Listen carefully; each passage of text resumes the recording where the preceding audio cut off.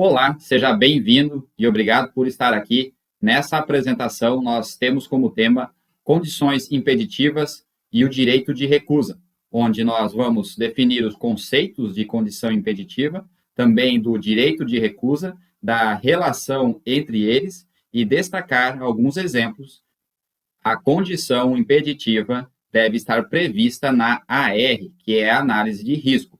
E a gente pode comparar condição impeditiva com o jogo de futebol, no caso do impedimento. A AR é essa regra que estipula quais são as condições onde o trabalho deve ser interrompido ou sequer iniciado. Um exemplo seria a ausência de um EPI ou ainda, durante o trabalho, uma chuva repentina. Direito de recusa é o direito que o trabalhador tem de recusar a atividade de risco grave e iminente e que esteja desprotegida, sem a respectiva medida de controle. Recusar essa atividade de forma específica e não o trabalho como um todo, ficando, portanto, à disposição da empresa, realizando as demais atividades de trabalho, enquanto a empresa toma as devidas providências para garantir a segurança do trabalhador naquela atividade. É o trabalhador quem define ou estabelece a condição impeditiva? A resposta é não.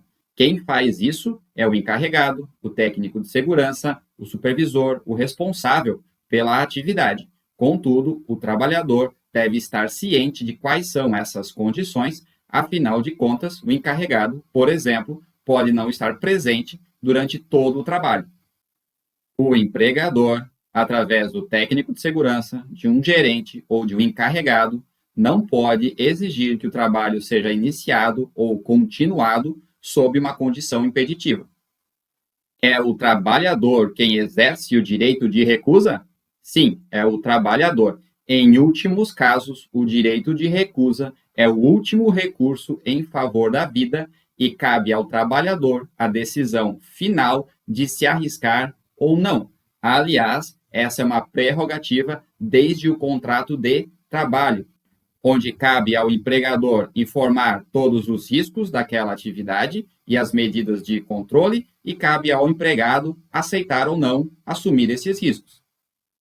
Convenhamos, porém, que para o bem de ambos os lados é bom evitar chegar nesses extremos, lembrando da responsabilidade do empregador de determinar e identificar as condições impeditivas.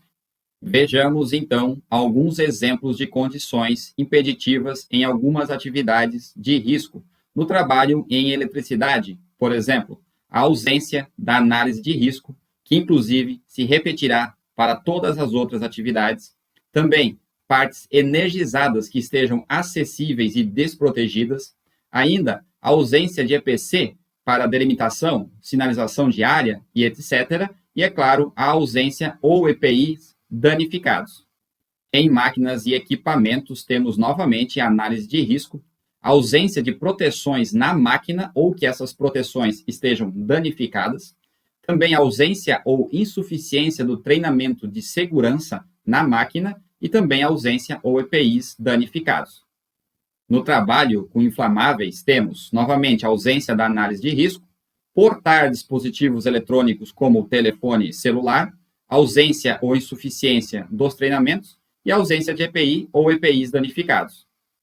Condições impeditivas em espaços confinados, algumas são a ausência da análise de risco, também a ausência da permissão de entrada e de trabalho, a ausência do vigia ou ausência do monitoramento atmosférico adequado, assim como a ausência de um sistema eficiente de ventilação daquele local e também a ausência ou EPIs danificados. Por último, condições impeditivas no trabalho em altura, ausência da análise de risco, ausência da permissão de trabalho, condições climáticas ruins, como chuvas ou ventos, ausência de EPC para delimitação ou sinalização do perímetro em que se está trabalhando e também a ausência de EPI ou EPIs danificados.